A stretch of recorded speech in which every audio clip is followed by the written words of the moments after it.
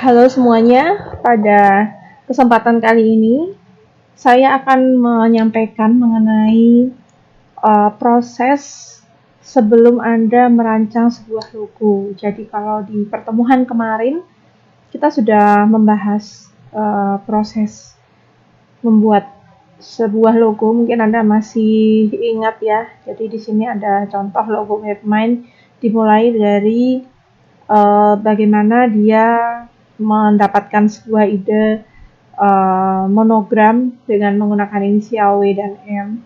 Kemudian ini diaplikasikan ke dalam beberapa sketch dan dikembangkan lagi dengan berbagai macam sketch dan pendekatan. Kemudian sampai pada ke pewarnaannya. Nah, pada kali ini saya akan membagikan beberapa guide ya yang saya dapat dari e-book karangan David Eyre. Ini sangat menarik menurut saya karena sistematikanya itu Anda bisa terapkan nanti sebelum Anda membuat mendesain sebuah logo. Jadi dari buku ini saya ambilkan di chapter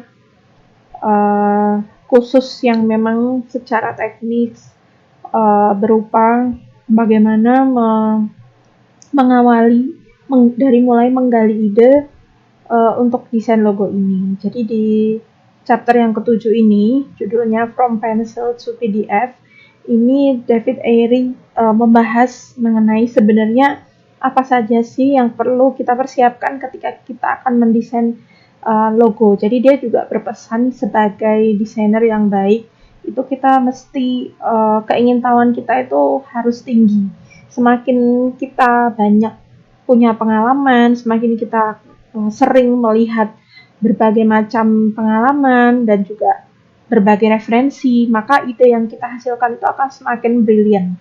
Kita akan punya banyak stok ide yang sangat-sangat brilian. Nah, sebenarnya kalau secara garis besar apabila disimpulkan ada dua aspek ya yang sangat-sangat mendasar, yaitu yang saya highlight ini ya, ada mind mapping dan sketching. Itu adalah dasar ketika sebelum Anda mendesain ide. Jadi mendesain logo maksud saya. Ketika Anda mendesain logo itu tidak serta-merta langsung jadi, tetapi melalui proses rangkaian pencarian ide yang panjang dan Anda bisa sketch. Nah, dimulai dari mind mapping. Mungkin Anda sebelumnya sudah pernah membuat mind mapping. Mind mapping itu adalah pemetaan bagaimana ketika ide-ide itu muncul dari pemikiran Anda. Ya mirip dengan brainstorming, tapi apabila mind mapping tampilannya lebih seperti ini ya. Nah, mungkin Anda pernah membuat.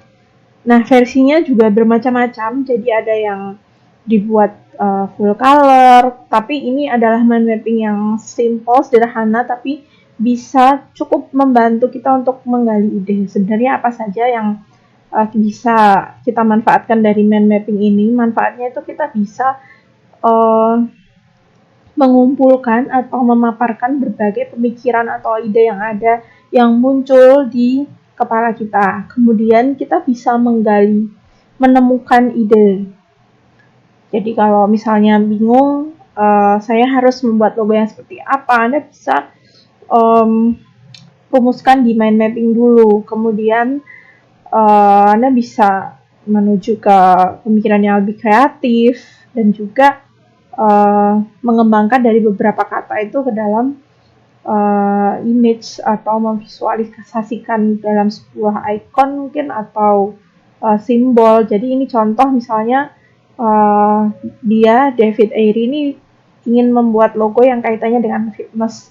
Maka apa saja yang ada di benak Anda ketika mendengar kata fitness, Anda bisa tuliskan dari mulai cardio, weight, kemudian health, ada trainer, ada instrukturnya, ada outfitnya, dan ini bisa dikembangkan lagi. Jadi misalnya ada kelas, dari sini mungkin ini berkaitan satu sama lain atau mungkin tidak. Nah, ini contoh mind map yang Anda bisa ikuti. Nanti produk Anda apa ya? Misalnya di sini ada yang produknya itu kuliner atau produknya bergerak di bidang jasa.